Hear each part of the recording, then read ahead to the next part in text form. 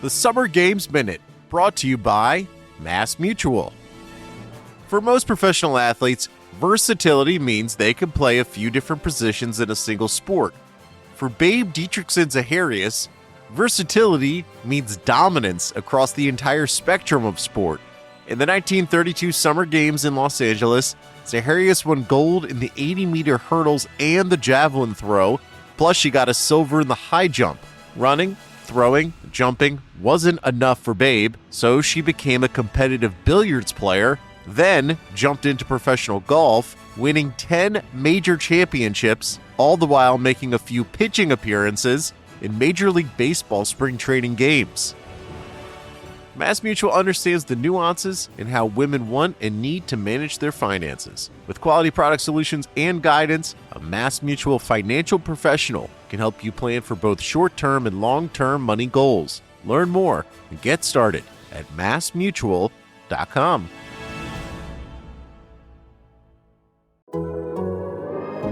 The Athletic.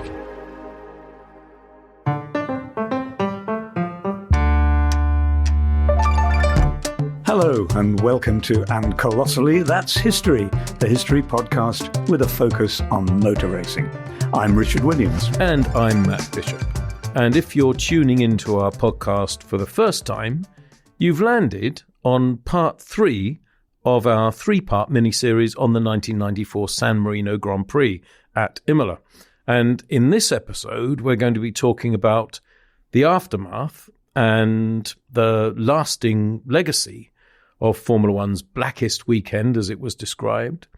So if you want to hear about the run-up to Imola 94, or indeed the events of the weekend itself, please go back and have a listen to the previous 2 episodes first. Otherwise, just listen on. Yes, indeed. And when you left us last time out, I just shared my memories of going to Ayrton Senna's funeral in Sao Paulo.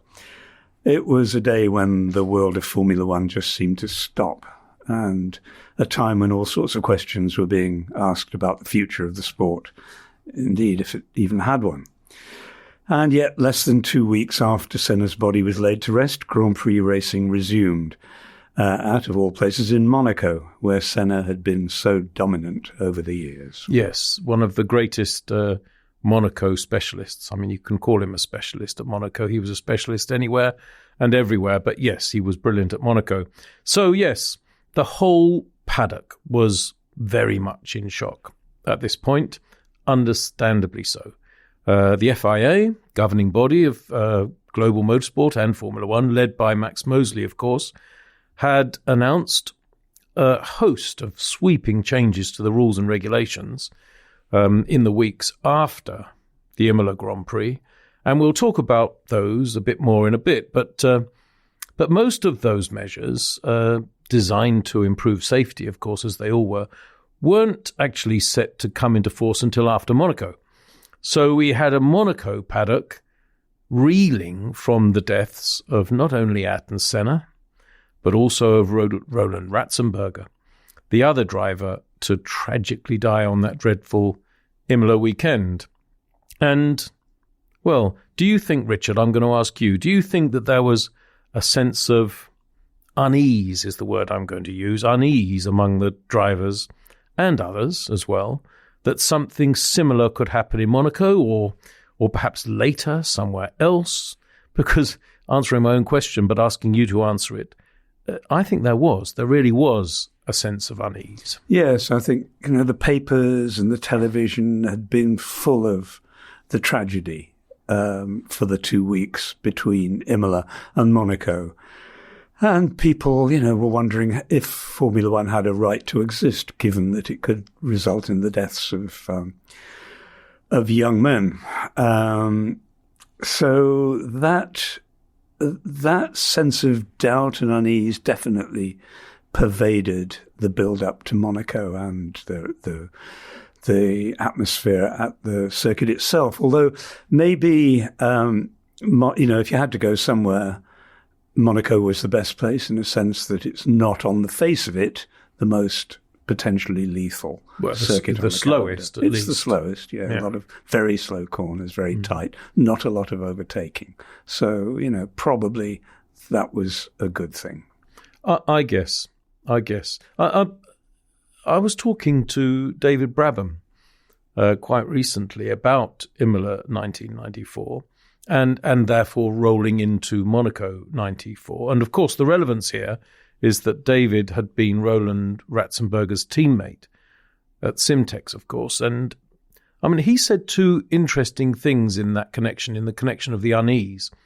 He said, well, the first thing he said is that he thought a number of drivers weren't quite as flat out, weren't quite as, how can I put it, white knuckle, let it all hang out, 10/10ths on it, absolutely on it, as perhaps they'd been before, which I don't know if everybody would agree with, but it was interesting that David said it.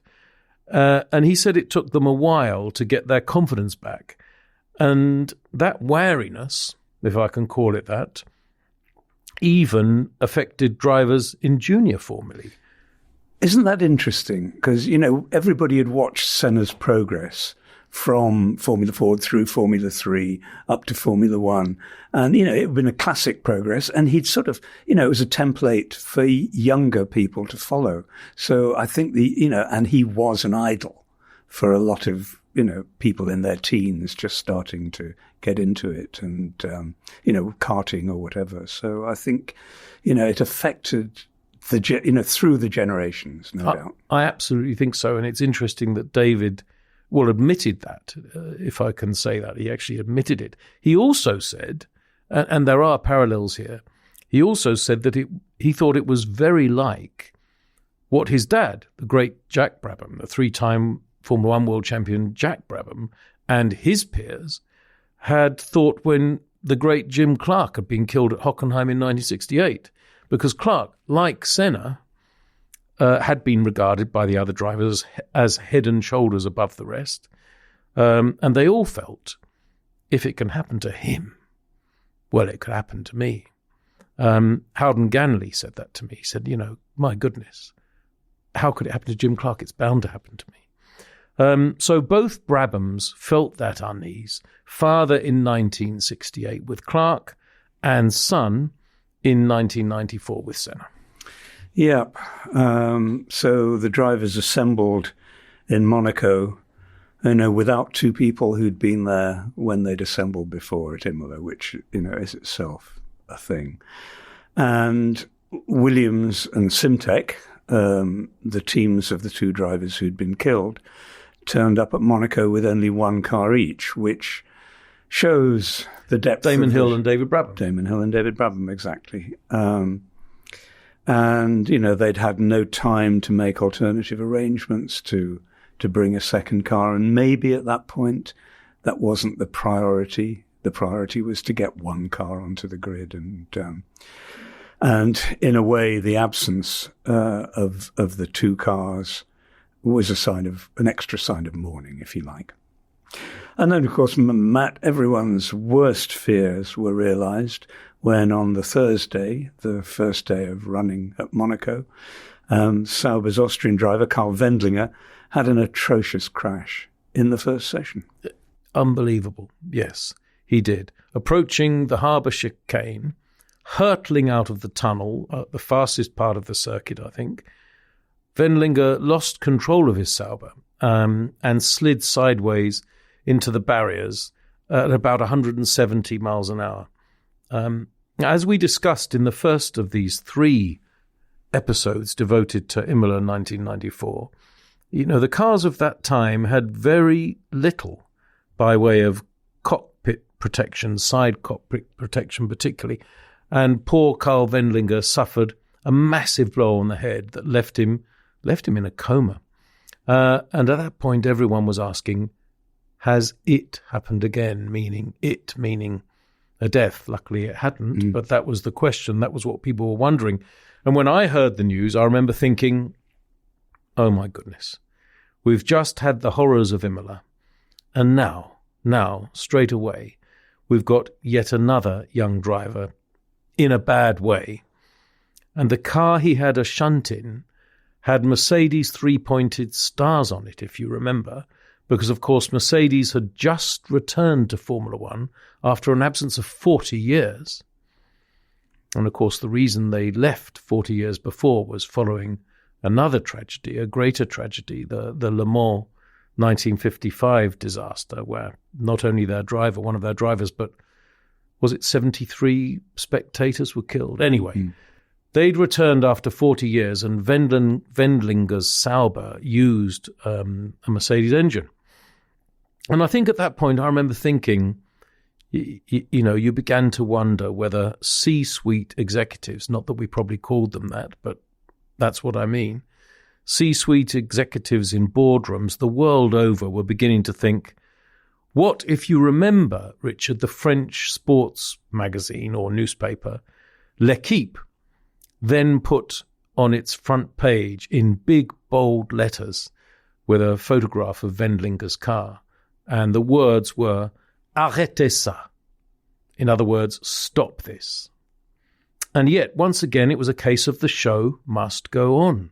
And they did not stop this, and the drivers had to try their best to put all that trauma to the back of their minds and qualify for Monaco, where, of course, yes, it was the slowest circuit, but the runoff all the way round is just unforgiving metal walls. That was quite a surprising attitude for L'Equipe to take. I agree, At actually. the time. I mean, it's not, you remember it, doubtless. Yeah.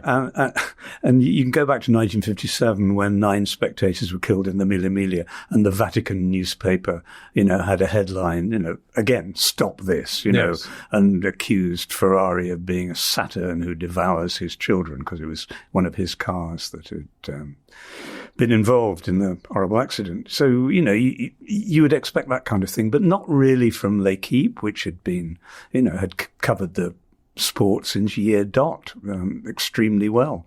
But that was, again, it was a sort of indication of the general sense of horror that was around since Imola. Poor Wendlinger, who was, was only 25, he was a very promising driver. Very much so. Yeah, and he'd started off in F1 with Leighton House March, I think, and quite quietly, but then he'd returned to Peter Sauber when he came back into F1, because Sauber had run the Mercedes sports cars that he'd been doing well in with Schumacher and Heinz-Harald Frentzen. In 94, he'd come 6th at Interlagos, 4th at Imola, which perhaps meant a bit less since, that race was a mess. But he'd been looking good, very, very promising. And so here he was in a coma for several weeks. And when he came back, he wanted to get back into F1, and Peter Sauber gave him a chance in 95, and he did, I think, 3 races dotted through the season, but he wasn't the same. And that was the end of his time in F1. And when he had his accident at Monaco, Sauber withdrew both cars from the race. I think there was, strangely, at Monaco, because things gradually had got worse during the Imola weekend, but Monaco kicked off so badly on the Thursday, and it was a feeling of, oh my goodness, no, not more of the same. So in a sense, Monaco kicked off with a greater feeling of unease and foreboding than had Imola at the very beginning. Of course, things got worse at Imola. Anyway, the drivers, of course, shared that unease. And I remember the moment of silence on the grid ahead of the race. This is in Monaco. I'm going forward to the Sunday in Monaco, during which all the drivers were gathered together, heads bowed, emotions clearly running very high, some of them unable to contain their emotions. And of course, at Monaco, it's extremely difficult, well, impossible, to make safety changes because, there's no room. It's just public roads where Armco has been bolted onto the side of what are normal roads that buses and taxis and... Yeah, it's not like Paul Ricard or Austin, Texas, where you can just use another 100 meters of tarmac and put the wall further back. Exactly. So really no safety changes were made until the next race, which was Spain, Barcelona, where, if you remember, a temporary chicane made up of tyre walls was installed to slow cars. And looking back, it looks a bit knee-jerk, if I can use that word. But the changes were made at the behest of the GPDA, the newly reformed Grand Prix Drivers Association, which had been officially relaunched at Monaco 94. Niki Lauda was involved, obviously retired 3-time world champion. But the three main players of the current drivers at the time were Michael Schumacher, Gerhard Berger, and Martin Brundle, I think, if I'm not mistaken. But anyway. And I think interesting to note that before the race at Imola, Senna had conversations with Lauda about bringing him into the reactivated GPDA to use his experience in the quest for greater safety. Yes.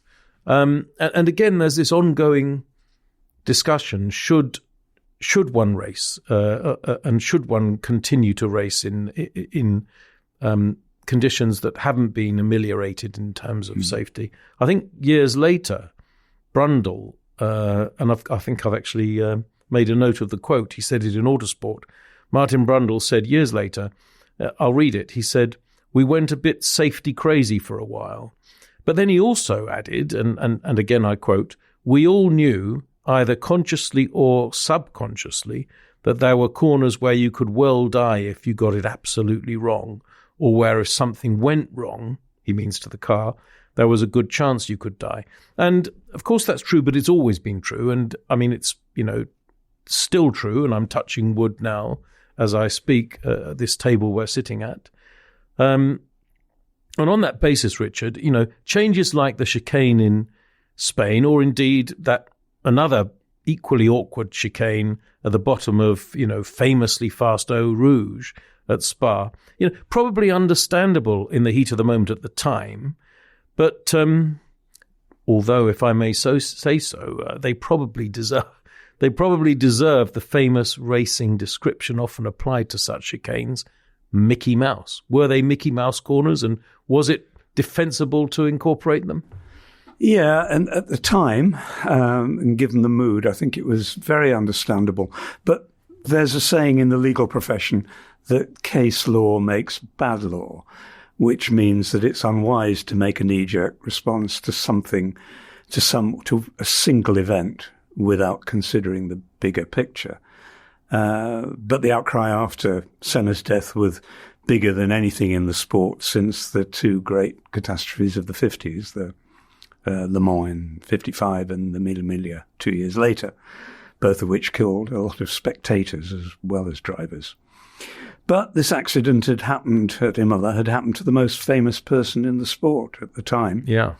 And it happened live on television in front of a worldwide audience. And the sport was much bigger than it had been in the 50s in terms of bums on sofas in front of television. Yes, it was, because of obviously mass media. Yes, yeah, sure. Yes.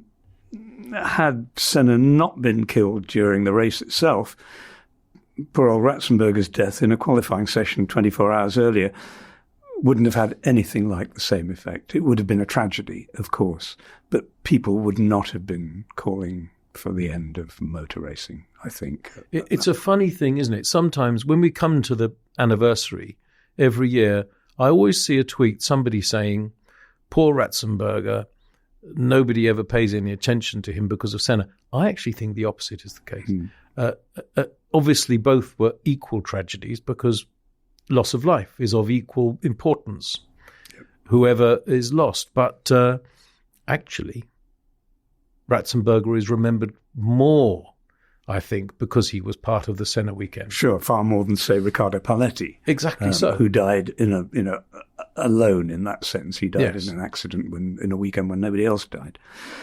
That's true. But of course, it wasn't just a question of safety changes to the circuits, was it, Matt? The FA also announced some in-season changes to the sporting and technical regulations, which was a bit unusual. It was. But Max Mosley, fearless. Whatever we say about Max Mosley, and we'll probably do a podcast about him one day, but or perhaps one about him and Bernie Ecclestone. I think that would be a good one. But anyway, he was fearless. He was intelligent. He was intrepid. He was all those things. And he was the FIA president. And he took up the baton to improve and completely overhaul safety in the sport. And although he was never popular with the teams, and, you know, I worked for McLaren for 10 years and he was definitely not. You're laughing because you know how very unpopular he was with a certain Ron Dennis. Yeah. And most of the others at McLaren. Well, all his maliciousness came out in his relationship with McLaren. With good reason. Anyway, he wasn't popular with the teams in general. But I think now we should view the work he did then in the aftermath of Imola 94 to improve safety in Formula One as his best achievement in Formula One. By the way, I think his best achievement in life was the work he did with the FIA Foundation to support, foster and further the successful impact of the Euro NCAP, new car assessment program, which saved, you know, probably thousands of lives of motorists. But that's a separate story. Yeah. But anyway, safety was his thing, I think, in the end. I know he had other enthusiasms. Richard, you want to come in? I was going to say closely followed by the work he did on behalf of Hacked Off in trying to corner the culprits of phone hacking. With the likes of Hugh Grant. Exactly. Yeah. Anyway, we're sticking to Formula One in this podcast, and I think in terms of Formula One, the most important work that he did was in the aftermath of Imola to make the sport safer. You know, he announced the formation of the Advisory Expert Group, it was called, put Professor Sid Watkins in as the chairman of it, and that was to research and improve safety in motor racing, not just Formula One, but motor racing. And he encouraged and supported Sid all the way. Sid, a great man, of course, a great doctor and a great figure in the sport. But Max absolutely supported him, and that was very important. And by the way, Bernie Ecclestone did too, to be fair. I think Bernie had brought Sid Watkins into the sport in the first place, hadn't he? Yeah. Anyway, in the first instance, there was the introduction of what? So we had a number of technical changes, as you've said, Richard.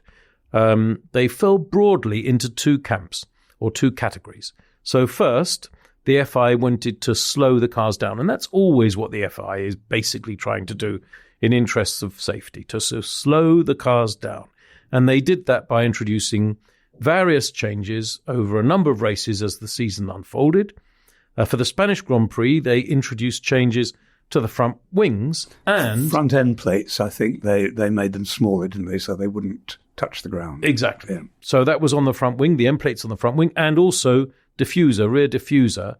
And I think, if I remember rightly, the combination of all that cut downforce by about 15%. Yeah, I think they shortened the diffusers, didn't they? Yes. Yeah. And of course, that reduction in downforce reduced cornering speeds, made the cars go slower or more slowly. Then for Canada, there were changes to the airbox rules to reduce engine power, make the car slower in a straight line. And then from Germany, perhaps the best remembered technical change was introduced, and it still exists now, and it was the plank, or the skid block, whatever you want to call it, on the bottom of the cars, which is still used today. Wood, or a kind of wood laminate, probably unobtainium substitute these days, but a plank or a skid block, which is attached to the bottom of the cars to force the teams to run at increased ride height, again, to reduce downforce. And actually, it was policed. If you remember, Michael Schumacher ended up being disqualified after winning the Belgian Grand Prix later that year, 94, when the plank on the bottom of his car had worn too much. Anyway, more changes. Let's go through more changes. The second aspect of the technical changes was to improve the safety of the cars themselves. I mean, the passive safety. In other words, how the driver could be protected if an accident did happen. And they did that by increasing the minimum thickness of the headrests and increasing the height of the cockpit sides. And that was a direct consequence of Senna's crash, wasn't it? Where something had come in through the side or above the side of the cockpit and pierced the driver's helmet. And absolutely. And it, for the exact same reason, because of the circumstances of the Senna death, the FIA also mandated stronger front wishbones to reduce exactly that, Richard, to reduce that possibility of a front wheel or part of the front wheel assembly coming loose or rearing up, if I can say that, and striking the driver's head, which was what killed Senna, ultimately. And they lengthened the cockpit opening to prevent drivers striking their heads on the front of the cockpits too. So all of these things were sensible and understandable changes, and things that with hindsight seem so obvious that you wonder why they weren't there before the accidents. I mean, if you look at a side-on panning shot of a 1993 Formula One car now, the drivers' heads look so scarily exposed, don't they? But, that's what hindsight is. Yep. And that feels like a good time to wrap up part one. We'll be back after this quick break. We love talking stats here at The Athletic. Here's one that's super simple to remember. Discover automatically doubles the cash back you've earned on your credit card at the end of your first year with Cash Back Match. That means with Discover, you could turn $150 cash back to $300. That's right. You could put it towards some memorabilia you've had your eye on or treat yourself to a premium sports network. You earn and Discover doubles. See terms at discover.com/credit-card. Right, so after Senna's death, the Williams team found itself, how can I put it, in the eye of a storm. Not just dealing with tremendous grief at the loss of their number one driver, but of course, yes, experiencing that, but also under suspicion that a technical failure had been to blame for Senna's accident. And it took a huge toll on them. I've got another cutting in front of me here, actually from the newspaper you write for, Richard, The Guardian. And it quotes Adrian Newey, who, of course, was the chief designer at the time at Williams. And he said, "The little hair I had all fell out in the aftermath. So it changed me physically. It was dreadful. Both Patrick Head, obviously Williams' technical director, and myself separately asked ourselves whether we wanted to continue in racing. Did we want to be involved in a sport where people die in something we've created? Second, was the accident caused by something that broke through poor or negligent design?" Yeah, well, of course, people are still arguing today, 30 years later, about what the cause of Senna's crash might have been. And there were many theories. In Italy, there was a very serious investigation into the causes of the crash. There had to be a legal inquiry headed by an investigating magistrate called Maurizio Pasarini, who spent, the best part of 3 years talking to experts, assembling a sort of commission of experts, talking to witnesses, trying to piece things together. It was difficult. Patrick Head and Adrian Newey wanted to look at the car, naturally. They wanted to... But the car was impounded. The car was impounded. Yeah. They wanted to have a look. They wanted to take it apart, find out what had gone wrong, because the black box, the battery for the black box had been destroyed, so all the data had gone from that. So they wanted to find out. But they were only allowed 2 half-hour sessions, I think, looking at it. The Senna family commissioned Adrian Reynard, the British racing car manufacturer, to see what he could find. He was allowed an hour, maybe 2 hours, I think, to look, but they couldn't find anything definitive. But Pasarini's commission assembled their evidence and put together a dossier, which then resulted in 6 people being charged with culpable homicide, the Italian equivalent of our manslaughter. And they were Frank Williams, the team principal, Patrick Head, the technical director of the team, Adrian Newey, the chief designer of the car, a man called Federico Bandinelli, who was the managing director of the Imola circuit, because, was the circuit itself to blame for this crash, the circuit manager, a man called Giorgio Poggi, and the race director, Roland Brunserider. And they were all charged with manslaughter. So, serious stuff. And I went to the inquest at Imola in the the court there in front of a judge.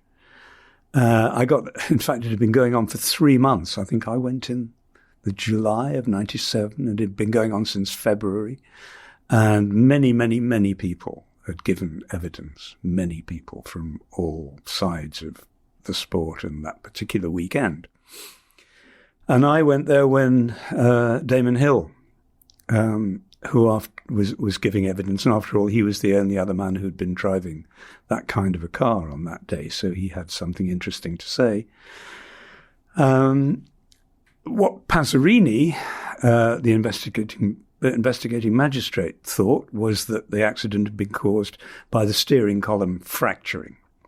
And the steering column had indeed been modified earlier in the season. Senna was so uncomfortable in the car that he said, look, can you change the length of the steering column? So they kind of cut and shut it. They actually cut and welded it. And indeed, it had broken during the accident. At the place where the weld had taken place, indeed. Yeah. So, it could be said, oh, well, it must have snapped at the weld, and that caused it. But if you looked at the in-car camera footage from Senna's car, you could see he wasn't waggling the steering wheel as he might have done if the whole thing had broken and come loose. He might have turned it back and forth. As an aside, it's such a strange thing, isn't it, that in-car footage suddenly cuts out at the key moment. Oh, 1.4 seconds before the impact. Astonishing. There are a lot of things we could say about that. Yes. That footage belonged to FOCA, to Formula One Constructors Association, in other words, to Bernie Ecclestone. And although Bernie says he gave a copy of it to Frank Williams, who asked for it pretty much immediately after the accident, it didn't actually emerge into the public domain for 6 months. And when it did emerge, it cut 1.4 seconds before the impact. And it was said that the director had thought nothing was happening and he'd cut away to another thing. But that seems very strange, and it still does seem very strange. Anyway, it seems much more likely that the steering column broke at the point of the weld as a result of the impact with the wall, rather than causing it. There was power steering on those cars, and, there may have been a fault in the power steering. Damon was asked to switch his power steering off during when the race resumed, and then was told he could switch it back on again. But much more likely is what Damon believed and told the court, that he thought it was the consequence of the safety car coming out for 5 laps and everybody's tyre temperatures going down and the pressure going down as a result, and thus the car's grounding. And even after a lap, they were, when they were released from behind the safety car, the pressures hadn't gone up enough to lift the cars, and at the apex of Tamburello there were ripples in the tarmac, which Damon had noted before, and he'd actually warned Senna about. But Senna apparently didn't react to that. So those ripples might have thrown a car that was running too little ground clearance, might have thrown it off trajectory and straight on. He braked. He came down from 190 to 130 miles an hour, but couldn't do anything else. Anyway, eventually, the legal proceedings, which were attended by a very large number of lawyers, almost all of them with their beautiful female assistants, who all went off for long lunches at 12 o'clock every day and came back at about 3 or something. Not that they weren't taking the proceedings seriously. I would never say that. I do think it was taken seriously. Very well-placed disclaimer. But eventually the judge decided that there was no case for anybody to answer. And the whole thing was, as far as the legal side was concerned, the whole thing was laid to rest. And when did that happen? 97. Yeah, so it was 3 years. It rumbled on for 3 years. Yeah. But remember, in Italy, when von Trips had died with 15 spectators at Monza in 61, and then when Jochen Rindt was killed also at Monza in 1970, there were inquiries then that never ended, that never came to any conclusion at all. So at least many long lunches. At least there was a conclusion to this one, and I think probably the right one.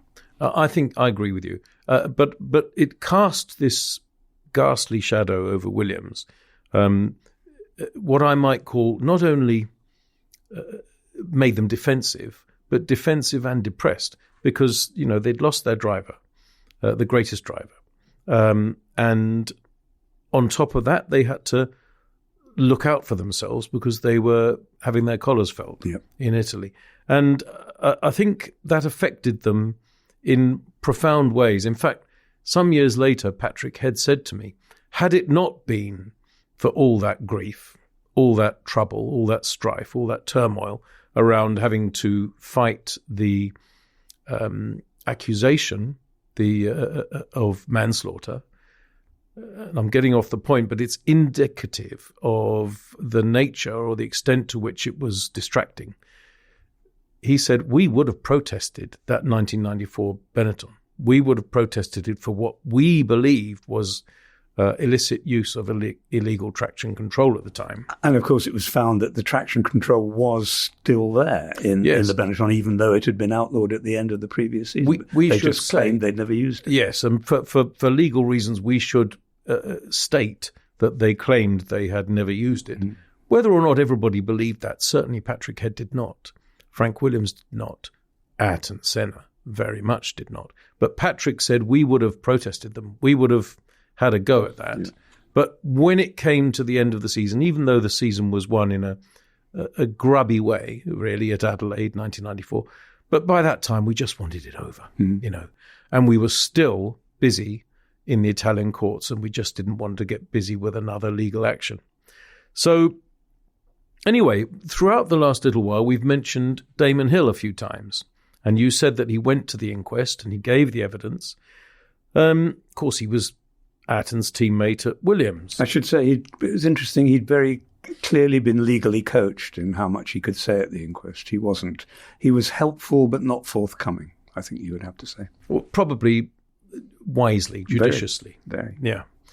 But there's a parallel here, isn't there? Because just as his father, Graham, was required to step up at Lotus in 1968, when Graham's supremely brilliant teammate Jim Clark had been killed at Hockenheim. And by the way, Graham did that valiantly, winning his second world championship in 1968. Of course, they were equal number ones. I'm sorry, equal number one. Neither of them was a number two. Number two, neither of them. But they were both world champions. They were. And they were in that team. But Jim Clark was the faster and better driver. And the favourite son, of course. And the favourite son. And, nobody was better than Jim Clark. No. But I'm not disparaging Graham Hill. Yes, he'd won the world championship for BRM in 1962. He'd won Monaco multiple times already. So, yes, it wasn't quite the same. Nonetheless, after the death of Clark, Hill stepped up in terms of lifting the team. And he did it heroically, valiantly. I mean, he won his world championship, the second world championship in 1968. And actually, Damon was thrust into the role of lead driver at Williams, which he hadn't been. So you're right. He was very much the number two, despite Damon's relative inexperience. And also not knowing for sure whether a car failure had caused Senna's death, which obviously wasn't the case with Graham Hill, because Jim Clark died in a Formula 2 car, not even the same car. Anyway, that's an interesting parallel. Now, we've spoken about how the 1994 Williams was a very quick car, but also very difficult to drive, tricky. Yet in Spain, as I say, just 4 weeks after Senna's death, Damon managed to produce a fabulous drive to victory.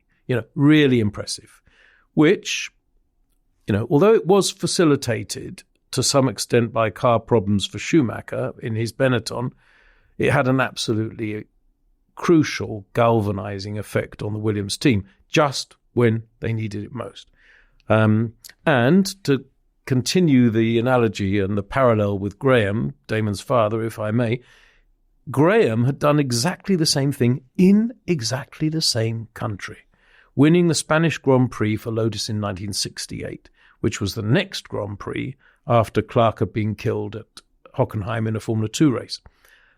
One thing Damon didn't do that Graham did do was win at Monaco next time out, 2 weeks later, Graham Hill won at Monaco. I think that showed real guts. Now, I'm going to say, I don't say this about many drivers. I have been friendly with many drivers, but I would say I'm a friend of Damon, and he is a friend of mine.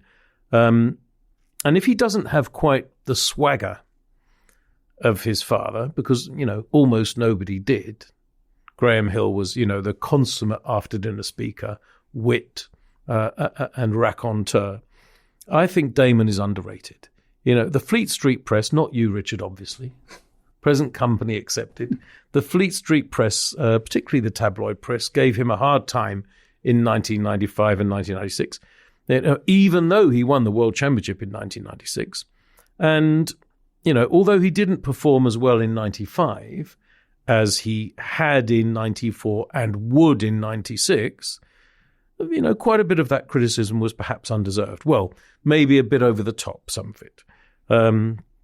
I interviewed Damon on the 30th anniversary of his father's death, which would mean 29th of November 2005, a date of his choosing, actually. I remember trying to arrange it, and he said, let's do it on the 29th of November 2005, the 30th anniversary of my father's passing, obviously in a light aircraft.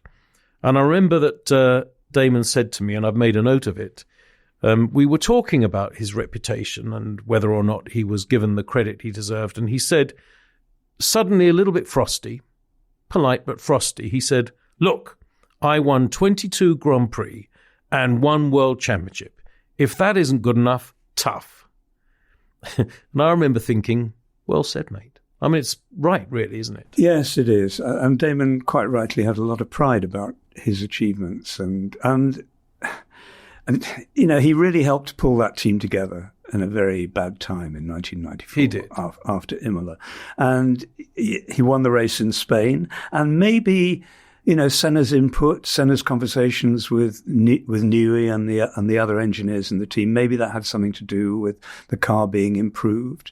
And also Damon's input too would have helped. But, there's no doubt that it was, that car got much better as the season went on. And don't forget, he'd been a good test driver for Williams prior to that. Yes, he had. And, then they had a difficult time when Benetton got hold of the Renault engine in 95, and Schumacher won his second championship. But then in 96...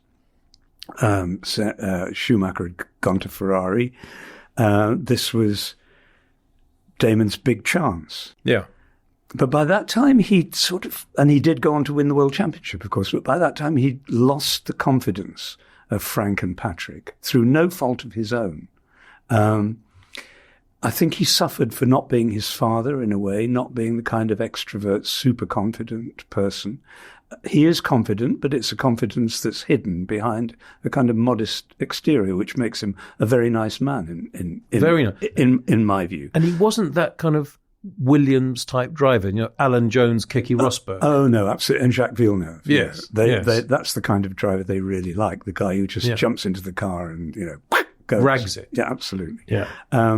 But Damon realised in 96, his championship chance was coming up, but he was getting a bad time, as you said, from the press as well as from the team. So he sort of pulled a team of his own around him. And I remember meeting at Monza that season, 96, a woman called Mary Spillane. And I don't think I was really supposed to talk to her, but I had a long conversation with her. She was an American. She was an image consultant. She was a graduate of Harvard Business School. And she worked for a lot of politicians, some sports people, on bolstering their self-confidence. She was an expert in body language and self-projection. Useful skills. Yeah. And she'd been working with Damon all that season and, telling him how to present himself at press conferences, basically how not to appear vulnerable. And of course, a couple of weeks before I talked to him at Monza, he'd had the terrible blow at Spa of learning that Frank and Patrick were dropping him from the team. He was on the way to the World Championship. Yeah. But they weren't going to re-sign him. They rang up his manager, Michael Breen. I think Patrick, well, maybe it was Frank, rang him up and said, sorry, I know we've been negotiating a new contract. Negotiations are over. He's not going to be with us next And it season. had been reported by Andrew Benson in Autosport already as a rumour that, right. Damon's not going to keep his drive. Yeah. Which is an extraordinary thing. British driver, British team being jettisoned for Heinz-Harald Frentzen, who Frank and Patrick obviously thought was, the next Schumacher, who would come in 97. But for Damon to continue through the rest of that season and to, take it to a triumphant conclusion was a pretty extraordinary thing, considering, in a sense, he was fighting the bosses of his own team as well as all his rivals. I agree. And that's why, I kicked this bit off by saying I thought and think that Damon was underrated. Yeah, I do think that. But I didn't know about Mary Spillane. That's news to me. Yeah, that was very revealing. And, I got that just by accident, hanging around in the paddock at Monza and sort of spotting this strange person, asking who she was, then striking up a conversation with her that I think she probably regretted afterwards, actually. As I asked her, there was a rumour that she was working with Tony Blair. I said, are you working with Tony Blair? She said, oh, no. And this was the year before Blair was elected Prime Minister. So that was probably yes. No, absolutely not. No, yes, that was almost certainly. Yeah. Yes. When I was a young journalist, I remember an old journalist saying to me, I know it's a well-known phrase, never believe anything until it's been officially denied. And that's probably a case of that. So we've talked about Damon. I'm glad we did that little diversion onto Damon because I think he deserves it. I will just say at the end of the season at Japan, when he came back from Japan as world champion, I hadn't gone to that race. I took my son, who was 10 years old at the time, to Heathrow because I found out what flight he was coming back on. And there was a crowd to greet him in the arrivals terminal. And my son had got a little notebook and a pencil, and I sent him through the legs of all these people to the front, and he got Damon's autograph. He came back through this forest of legs clutching this bit of paper. Good for you and good for him. Good for him, yeah, and good for Damon, yeah. Good for Damon too. But that's Damon. I'm glad we talked about him, and I'm glad he gave your son an autograph, because it would be a sad story if he'd said, sorry, kid, I'm not going to do it. I've had a long flight. So good for everybody concerned. But Wes, let's go back to Imola 94, or now Monaco 94, or 94 in general. And if you remember, Richard, Williams ran with the Senna S, the famous Senna S on the nose of their cars, not only in 94, but for many years after. And they also ran Ayrton's nephew, Bruno, in Formula One, I think in 2012, was it? And I think it's fair to say that Frank Williams in particular, felt a profound pain about what had happened at Imola in 94, really for the rest of his life. But here's the thing. Obviously, I worked at McLaren from 2008 to 2016. No. Yeah, 2017. I've got your CV here. Just read it to you. From 2008 to 2017. Yes, indeed. Sorry. So here's the thing. Quite a lot of McLaren people never felt quite the same about Williams after Imola 94. I'll be careful how I phrase this because I don't want to upset anyone at Williams or at McLaren. But the McLaren guys saw Ayrton as their driver, whom Williams had nicked, which they had. And by the way, I wasn't at McLaren at this time. I didn't join McLaren until January 2008. But I'm just telling you what I found when I got there. The feeling's still quite raw. They felt that Williams had nicked him and he died on their watch, Williams's watch, so to speak. The McLaren people who felt that way didn't blame Williams exactly, but the very notion of Ayrton Senna and Williams pained them.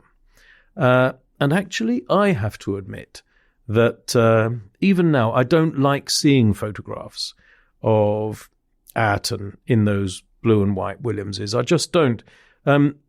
in those 3 Grand Prix in early 1994. The sight is a sad one. It's just a sad one, and it conjures up sad memories, and almost a disturbing one, actually. And you know, I was trying to think of a parallel when I was working out what to say about this bit, and I set upon this, or I hit upon this. You know, I love seeing pictures of Peter Revson in McLarens, McLaren Formula 1 cars and Can-Am cars, glorious cars, but not in that shadow. Not in that shadow that he was killed in at Kyle Army in 1974, after he'd driven only a couple of Grand Prix for the team, for the shadow team. Quite a similar feeling for me is to see Revson in a shadow and Senna in a Williams. And Ron Dennis didn't like those Senna S's on the Williams, by the way. He didn't like it. It's not because he blamed the Williams guys. He didn't blame the Williams guys. But he felt Ayrton was his driver. And although their relationship was actually often pretty fractious, more fractious than perhaps Ron would like to describe it as now after all these years, in many ways he was Ron's driver. Well, he could think that if he wanted, but he should have done a better job with getting an engine supplier that would have given the... Shall we get him on the phone and you can have it out with him, Yeah, Richard? Sure. I did do that once when they junked the Peugeot engines, and I said after 94. Yeah, and I said something about, is that the right way to behave at a press conference, and he drew himself up to his full height and said, "My business manners are impeccable." So that was me. That was me shut down. Anyway, I remember going to interview Frank at Williams HQ in Grove a few years later. And what I remember most from that day is that the only photograph in Frank's office was a framed portrait of Senna on his desk. Right. All those years later. No Mansell, no Prost, no Jones, just Senna. And I think that said a lot, obviously about his admiration for Senna, but also about the complicated feelings that came from it being one of his cars in which he died, and the pressure that he'd come under from Senna's fans and from his family and from the courts in Italy, and a lot of regret, for what they might have done together. And if I may say so, Frank was a romantic about motor racing. Oh, yes. He wasn't an engineer. He wasn't Patrick Head. He was a romantic. He loved racing. Yeah. And he loved racing drivers. And although he was a very patriotic Brit, he also loved Italy. He was Italian. very cosmopolitan. Very cosmopolitan. Yeah. And I think he'd been trying to get Senna for quite some time, years. Yep. And I think when he got this great driver, this wonderful, charismatic, wonderful driver, for him to die in one of his cars was doubly painful, I think, wouldn't it be? Yeah, it was. And, had he not died, what might have happened, had he collaborated for longer with Adrian Newey and so on. And even in a single bit of a season together, they had 3 pole positions with a very unsatisfactory car. Exactly. So there you go. So, for all the championships Frank had won in the years since he started the team in the 70s, I'm sure those were regrets that would stay with him for the rest of his life. I'm sure you're right. And I think that's a good moment to say, let's take another short break and then come back and look at the lasting legacy of Imola 1994.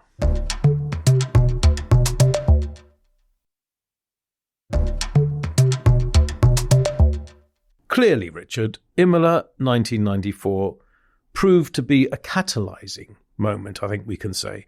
It focused minds and increased urgency in terms of improving safety, and those were good things. Good results of a terrible catastrophe and tragedy. And the impact of that safety push is still very evident today. You only have to look at the HANS device and the halo, both of which are protecting around the driver's head, of course. And they're now mandatory bits of safety kit in not just Formula One, but many formulae. Yeah, I think after Jackie Stewart's safety campaign at the end of the 60s and the beginning of the 70s, things got done and then it all went quiet. People thought it's all right. But after Senna's accident in 94, I think we've had 30 years of continuous attention to safety. Yeah. And Roland Ratzenberger's death at Imola was attributed to a skull fracture, a basilar skull fracture, which is an injury that's claimed many lives in motorsport, and that speeded up the introduction of the head and neck safety device, the HANS device, which fits over the driver's shoulders and attaches to their helmet, and it prevents the head from whipping forwards in a crash. It took a while. It didn't come into use till 2003, 9 years after Imola, and people thought it looked pretty weird. It's a contraption, the HANS device. But now, everybody at every level of motorsport takes it for granted. And you wouldn't dream of racing without it. Nope. And then there was the halo, as I say. And although that arrived many years later, but in terms of car safety, passive safety, I mean, Imola 1994 provided the impetus for incremental safety improvements. We've talked about HANS and also halo, but starting with that better cockpit protection in 1995 and 1996, then with greater impact protection all around the cars.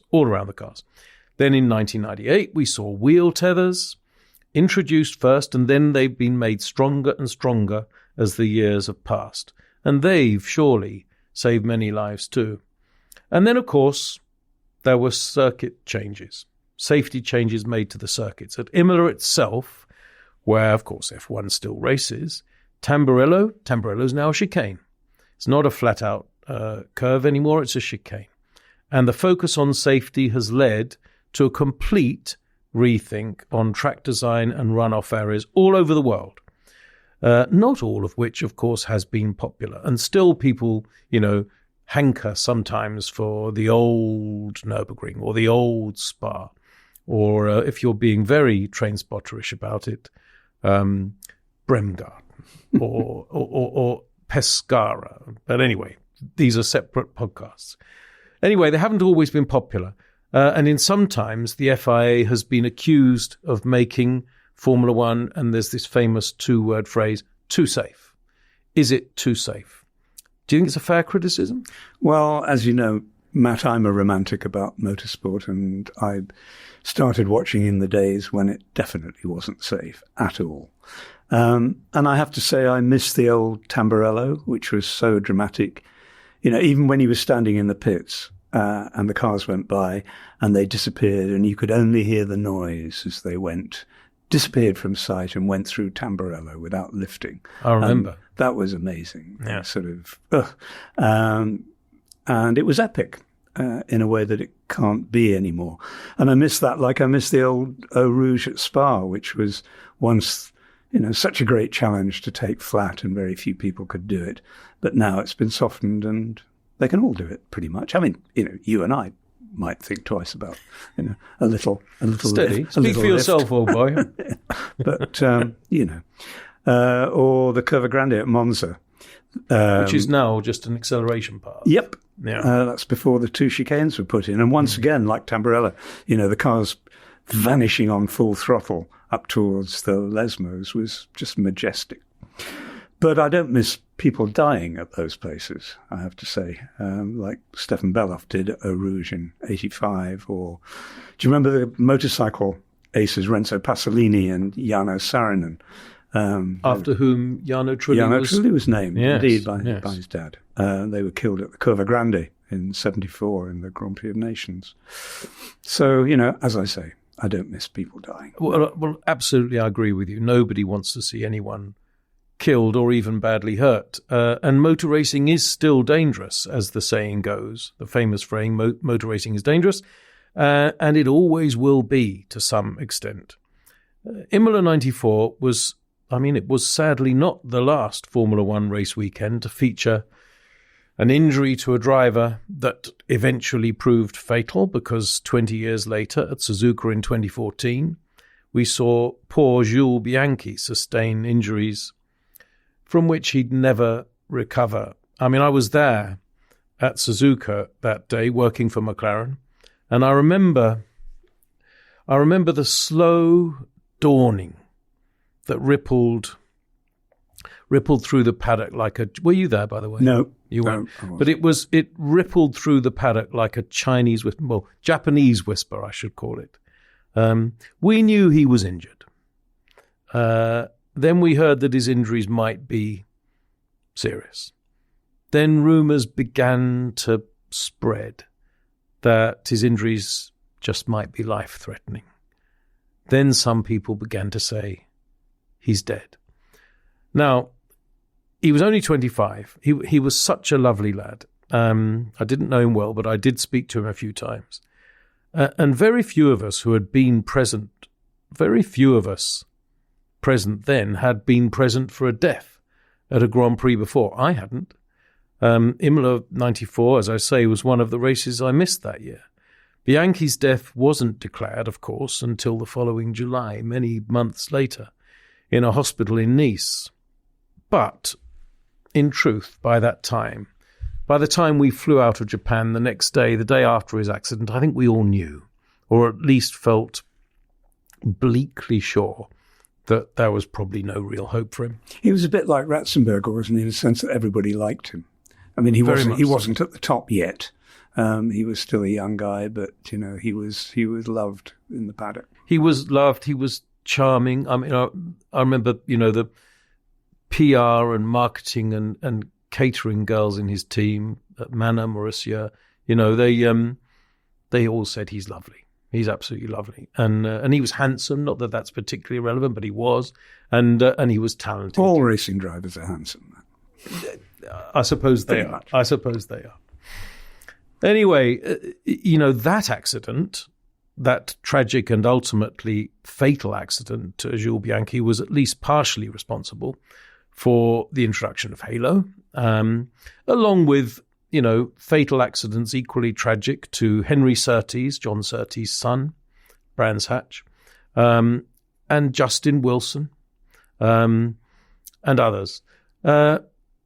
But do you think, Richard, Formula One had become complacent about safety again before Bianchi's crash? I mean, I'm just going to say this while you prepare your answer, but, what was that big, heavy, mobile crane doing on the circuit, towing Adrian Sutl's Sauber away when the race was still going on? I know there were double-waved yellows. I know that.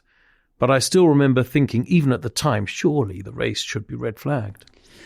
Well, it was clearly a mistake to have that vehicle out on the circuit. But can you legislate all danger out of motor racing? You can't, I know. Should you? You probably can, actually. You probably can if you take it far enough. But should you? Would it then be in any way the sport that began more than 100 years ago and that, we still love? Well, open wheel racing. We should have mudguards all over the cars, and then if they go wheel on wheel, they wouldn't have big shunts. I'm being reductio ad absurdum. There you are. That's a phrase that's not often used on a podcast in 2024, is it? Trust us to come up with it. Yeah, well, I was talking also about missing those old corners, and I also miss being able to see the drivers at work, which you can't do since they raised the cockpit sides. Yes. I remember Senna's great lap at Donington in 93 in the McLaren. That practically had cutaway sides, that car. And not only could you, see the car and hear the noise, you could watch his arms at work. And it was fantastic to be able to see that. But there we are. And, since they brought in the Halo, it's even harder to see, although I think the Halo is a lot better from the spectator's point of view than those wraparound windshields they have in IndyCar racing, which I think are very, they look like sports cars, really, except not. But again, it's the price you pay for people not being killed, and it's an acceptable one. I agree. I'm all for the Halo. And by the way, I should just correct something I think I said or you said or both of us said a little while ago, perhaps me. Because, of course, there was a death more recently than Bianchi. during a Formula One weekend, although it wasn't in a Formula One race, it was a Formula 2 race. And that was Antoine Hubert at 2019, I think it was, at Spa. And that car had a halo on it, but he still killed. And there you are. That means that it's an indication of the fact that racing is always going to be dangerous. But as I say, I'm all for the halo. And I remember when it was being mooted, I remember people moaning about it, journalists, photographers, team people, drivers, ex-drivers, moaning about it. Oh, it looks ugly, they said. Don't know if you were one of them. Perhaps you were. I believe I was. You may well have been, and that's entirely your prerogative, as they say.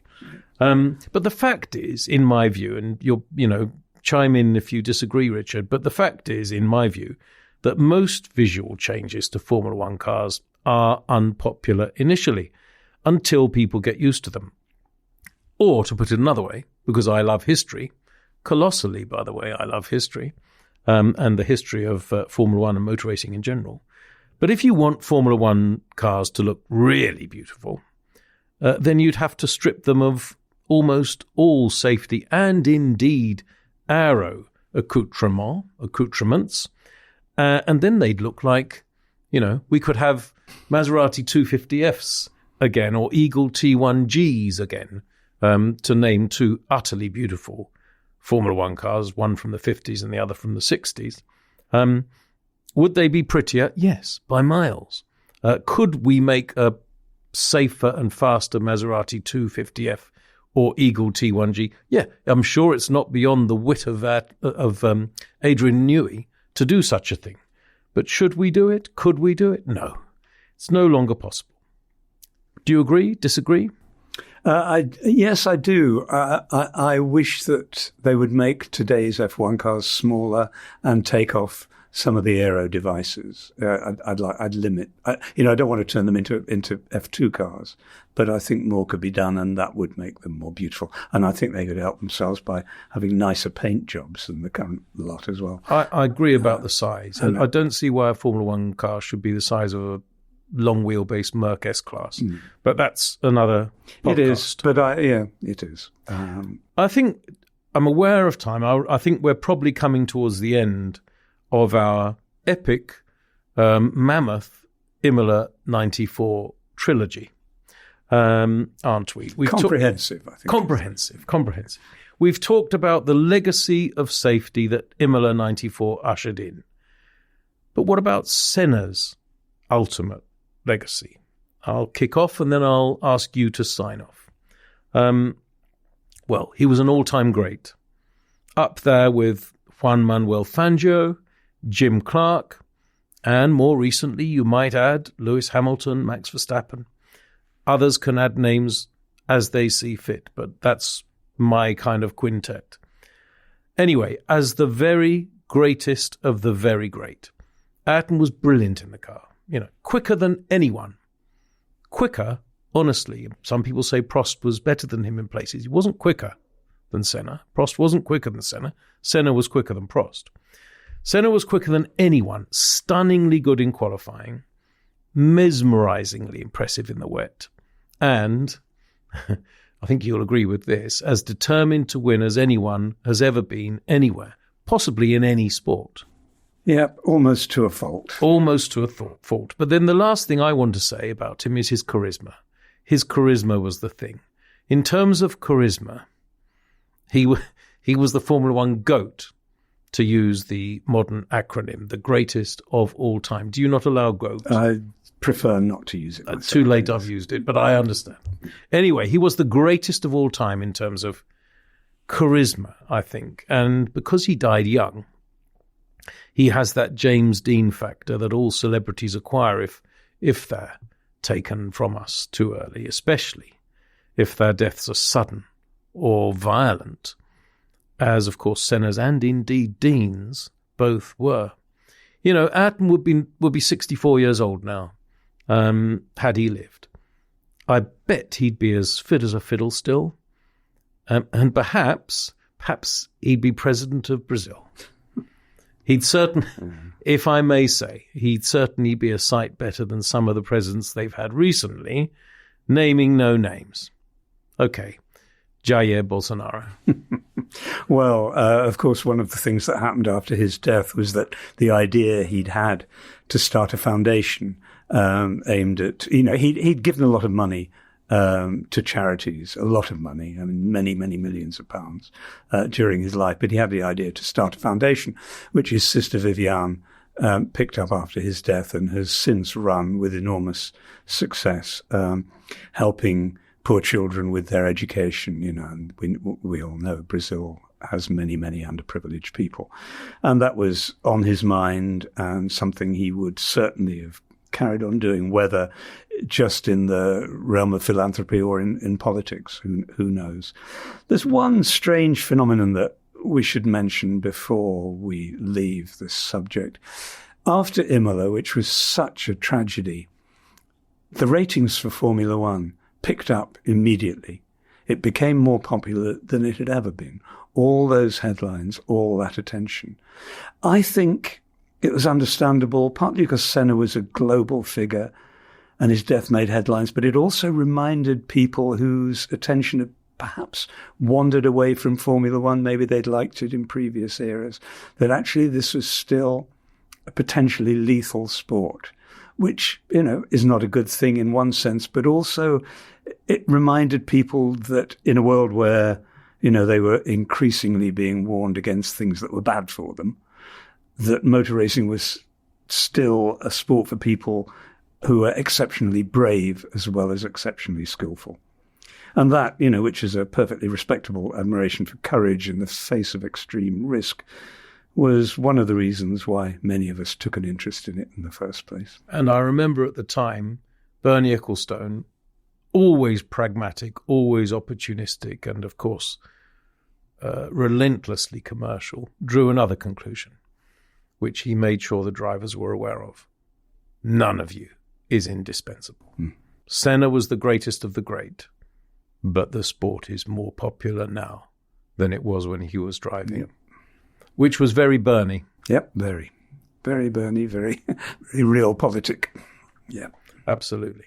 And that feels like a good time to wrap up this episode, and indeed this 3-part miniseries on Imola 94.